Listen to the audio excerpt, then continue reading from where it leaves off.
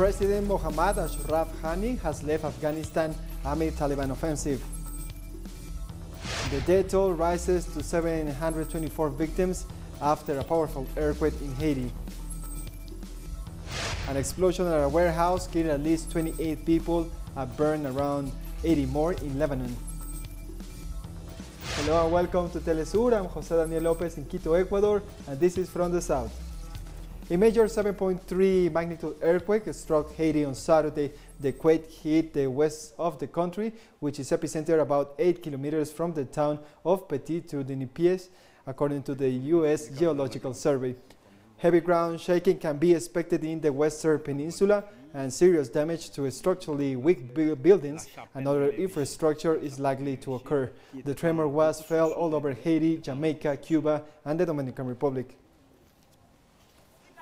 Images on social media have shown local residents organizing rescue efforts after the earthquake. Residents of Port-au-Prince fled their homes after a second 5.2 magnitude earthquake was registered in the same region a couple of hours later.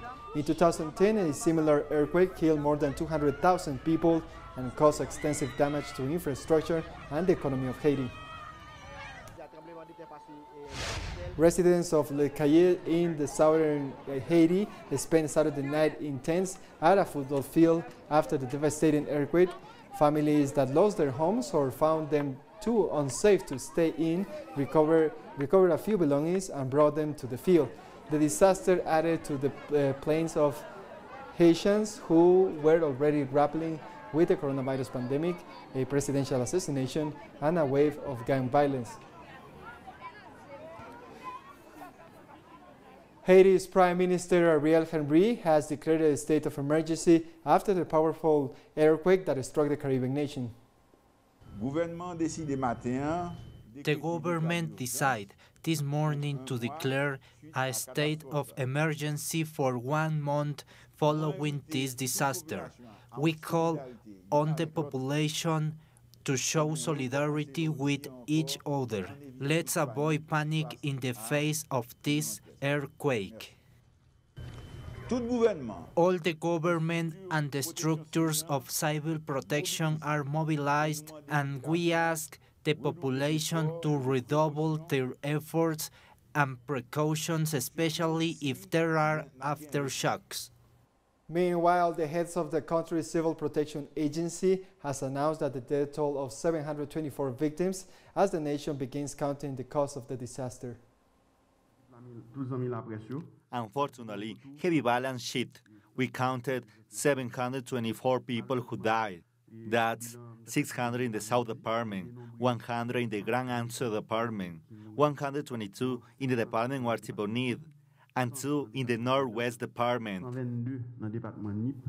Latin American leaders have voiced their solidarity with Haiti. Venezuelan President Nicolás Maduro expressed solidarity and support with the people of Haiti, and that Venezuela is willing to provide all possible collaboration for the aid of the people affected by the earthquake. Also, Bolivian President Luis Arce tweeted our condolences for the victims and the hope of recovery for the injured. We are with you, Haitian brothers. Meanwhile, President Pedro Castillo emphasized that Peru's government will provide the necessary support to Haiti in order to advance in unity and fraternal integration. Pope Francis also expressed his solidarity with the people of Haiti hit by an earthquake on Saturday, calling for help from the international community.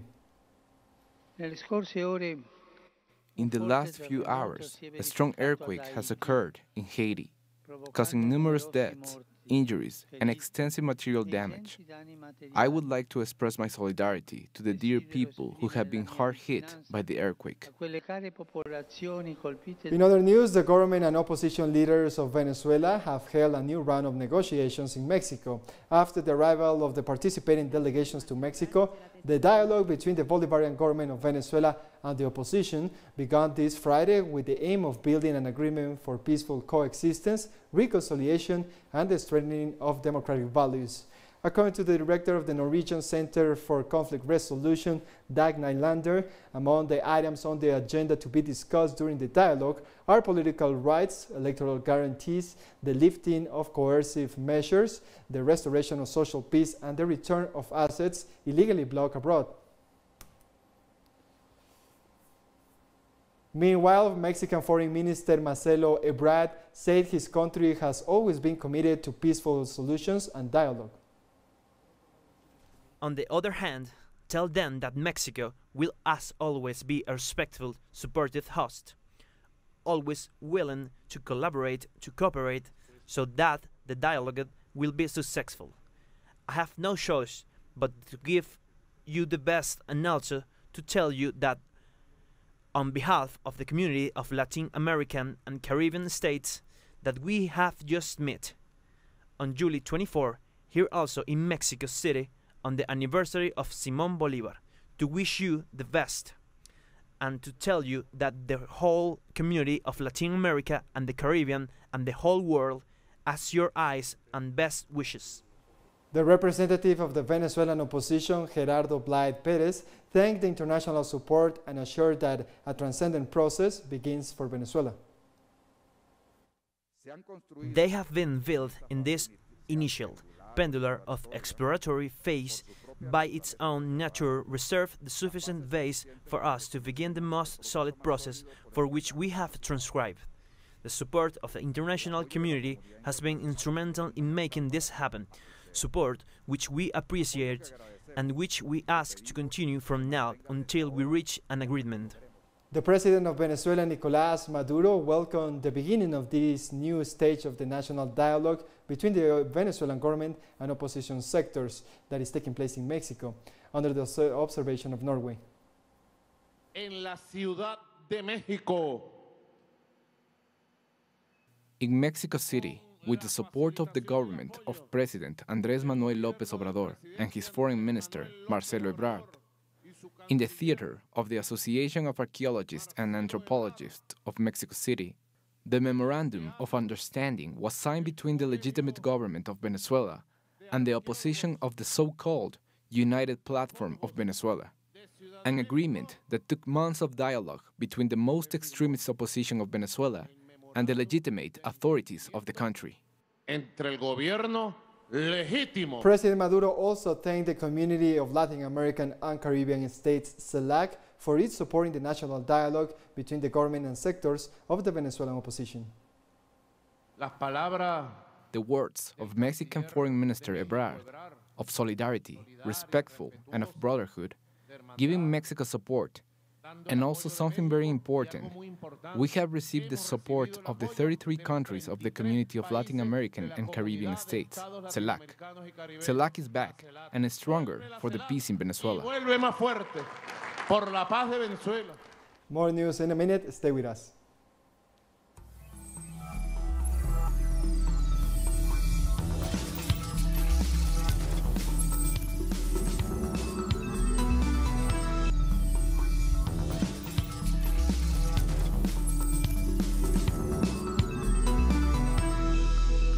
Welcome back. Taliban fighters have entered Kabul as the Afghan government collapses. The militias are on the brink of taking total control of Kabul after rapidly seizing territory as US-led forces have withdrawn after 20 years of operations. Reports also say the Taliban have seized the presidential palace. Meanwhile, civilians, fearing that the Taliban could reimpose their kind of brutal rule, such as eliminating women's rights, have rushed to leave the country. We rushed to the border and crossed it here in Termes. Now my entire family are left at the other side of the border. I am lost and I don't know what to do. I left everything behind: house, shops, work. The head of the Afghan National Reconciliation Council, Abdullah, has said that the Afghan President Mohammad Ashraf Ghani has left the nation. He also urged the Afghan security forces to maintain law and order in the city and asked people inside the city to remain calm. Earlier on Sunday, Taliban fighters occupied the outskirts of Kabul and sporadic gun firing could be heard in parts of the city. The Taliban issued a statement after occupying the outskirts of Kabul, saying they don't plan to take Kabul by force. The former president of Afghanistan left the country and left it in a harsh situation. God hold him to account, and the Afghan people will have their judgment on him. In the current situation, all I want from you is that God bless you to keep calm. I call on the defense and security forces to cooperate in providing security. I call on the Taliban forces not to enter Kabul and give a chance to talks. God help that the situation does not change unintentionally, and there will be no loss of life and property. Afghan Interior Minister Abdul Sattar Misarwal has said that there will be a peaceful transfer of power to a transitional government after the Taliban ordered its fighters to hold back from entering Kabul. The safety and security of this city is guaranteed. There will be no attack on the city, and there will be a peaceful transfer of power to the transitional government. It's our responsibility to protect by all our force. Turkish President Recep Tayyip Erdogan said his country will work with Pakistan to stabilize the situation in Afghanistan to stem an influx of refugees from the war-torn country. Turkey is facing a growing migration wave of Afghans transiting through Iran. We will continue to make efforts to bring stability to the region, starting with Afghanistan. Pakistan has vital duties to bring peace and stability to Afghanistan, where conflicts have intensified recently. Only in this way can we dispel concerns that growing instability is triggering a new wave of immigration from Afghanistan. At least 9 people have died and many injured after a truck attack in the Pakistani city of Karachi. 20 people were riding in the truck, returning from a wedding ceremony when the attack happened. An initial investigation suggests the attackers followed the truck and then threw explosive devices at one side of the truck. No one has claimed responsibility for the attack, and the motive is still unknown. People were coming after attending a wedding party when the blast occurred. We initiated the investigation to find out the cause of the blast, and I can confirm 9 people have died in a blast. And thousands of people attended the funeral prayers for the victims of the truck attack. The leader of the local branch of the Islamist party attended the funeral, condemning the brutal killing and demanding the immediate arrest of those who killed the innocents. 13 coffins were present during the funeral prayers, following reports that some of the injured had died during treatment. An explosion at a warehouse where fuel was illegally stored killed at least 28 people and burned around 80 more in northern Lebanon. The Lebanese Red Cross say a fuel tanker exploded and its teams recovered 20 bodies from the site in the border village of Ilel. In a statement, it said it evacuated 79 people who were injured or suffered burns in the blast. A Lebanese military official said the explosion occurred after the army confiscated a warehouse where about 60,000 liters of gasoline were stored, and the order was given to distribute the fuel to residents of the area. What happened yesterday, the revolutionists found 60,000 liters of fuel at George Rashid's house. So they told the army to seize the fuel and distribute them to petrol stations. They stayed from the afternoon until 2 a.m. and kept delaying. The army withdrew and the people started beating each other up. George Rashid's son showed up and opens fire at them, and this is what happened. A mob set on fire a property near Tripoli thought to belong to the owner of the warehouse that exploded. The large group gathered and threw missiles at the house, which caught fire and had black smoke pouring from its windows, before security forces attempted to control the situation. In Thailand, thousands of citizens held a protest demanding the resignation of the Prime Minister. Thousands of people demonstrated in Bangkok in motorcades or cars and bicycles with several mobile rallies, demanding the resignation of Prime Minister Prayut Chan-o-cha over his handling of the coronavirus pandemic. The protest comes after a week of clashes between demonstrators and police, who have increasingly used rubber bullets, water cannons, and tear gas to control the protests. Torrential rain have triggered a mudslide and more floods across Japan, leaving 3 people dead and forcing the evacuation of dozens of residents. A mudslide early Sunday hit a house in Okaya City. During 8 residents, 3 of them were dead when rescue workers found them, and 2 others were injured, according to rescue teams. By Sunday, dozens of people in flooded areas in the southern Kyushu region, as well as Hiroshima, were rescued, and more than 500 homes around the country had been damaged by floods and mudslides. I heard a cracking sound, so I went out on the balcony. It was stinky, and then the mudslide came all the sudden. We have more stories coming up after one last break, so stay tuned.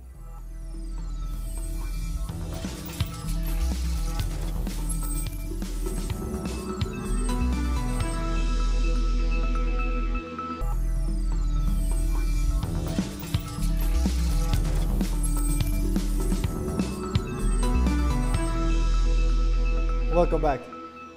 In Hungary, at least 8 people have died and dozens injured after a bus crashed and flipped over early Sunday. According to authorities, the crash happened near Szabadka on the M7 motorway, which runs between the capital Budapest and Lake Balaton at around 5 a.m. local time.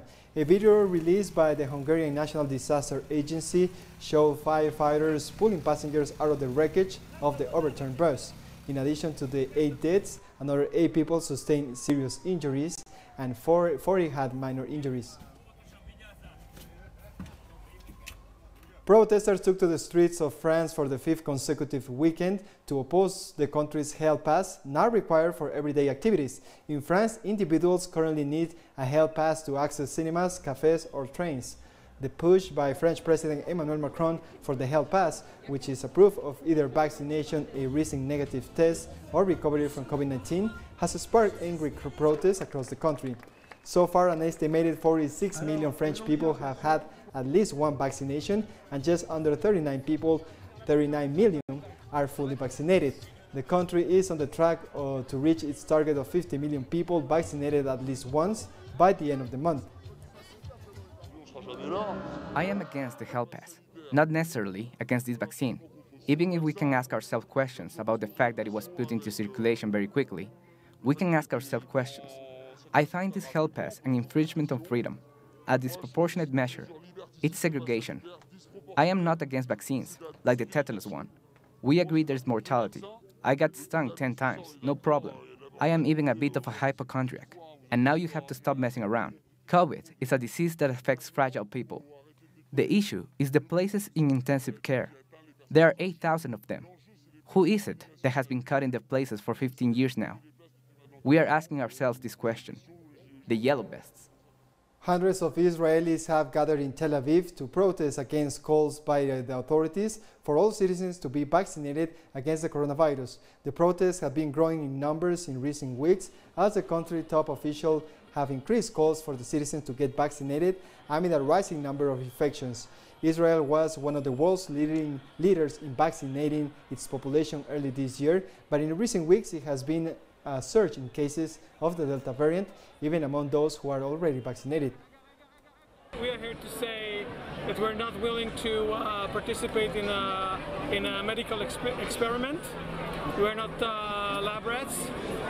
Nobody is the right. We didn't give the right for anyone to take us and use us for a medical experiment. Nobody told us that we participate in an experiment. No medical organization in the world has approved this 3rd shot that you took today. And if you want to take it, that's fine. That's your choice. But there's no reason for coercion on anybody else. A suspect Christian militia attacked a convoy of 90 Muslims in Nigeria's central plateau state, leaving at least 22 people dead. The victims had just partaken in the annual Sikh ceremony, a prayer session practiced by many Muslims. A security operation saved 21 people at the scene and led the arrest of 6 suspects. Northwest and central Nigeria have for years struggled with violence between mainly Muslim ranchers and Christian farmers over the control of resources, water and land. Two of the last known survivors of the 1921 race massacre in Tulsa, United States, stepped back on African soil for the first time in Ghana. Viola Ford Fletcher, a 107-year-old woman, and her brother, Hugs, from 100 years old, are now in Ghana with her families. The Tulsa race massacre took place between May 31st and June 1st, 1921, when mobs of white residents, some of them given weapons by local officials, attacked black residents and destroyed homes and businesses on the Greenwood district in Tulsa. Up to 300 African Americans were killed in the attack. The visit is part of a homecoming campaign organized by social media platform or Black Truth. I think this is one of the biggest historic African diaspora that has come back to us. And you know, when President made the announcement on Beyond the Return 2018 in DC and celebrating Beyond the Return in 2019, we never thought of having one of our siblings who was forcibly taken away, generation from that, to come out 107 years old and have the passion and interest to want to visit Ghana. Not only by herself, but also bringing the younger brother along, who is 100 years old. It's my first time on the continent of Africa, and I'm just thrilled to be here. My family is happy to be here, and I hope to make friends and learn a lot. In Mexico, indigenous communities have commemorated 500 years of resistance after the fall of the Tenochtitlan, the capital of the Aztec Empire. With traditional decorations, dances, and pre-Hispanic rituals, native communities from all over the country honor their ancestors and remember the importance of preserving their cultural heritage, as it has been preserved in spite of modern times for more than 500 years. The Aztecs settled in Tenochtitlan in the Central Valley of Mexico in 1519, and on August 13, 1521, the Spanish conquistador led by Hernán Cortés and accompanied by other indigenous people defeated the Mexican civilization, putting an end to the Aztec Empire. It gives me a feeling of nostalgia, as it makes me reflect on what this day was like 500 years ago. And I think it is a very good reason to commemorate it. It is like strengthening our culture. It is very important to be able to identify oneself, to know the identity of each people. And if we know where we come to the end of this news brief. Remember, you can find this and many other stories in our website at telesurenglish.net. And join us on social media, Facebook, Twitter, and Instagram. For Telesur English, I'm Jose Lopez. Thank you for watching.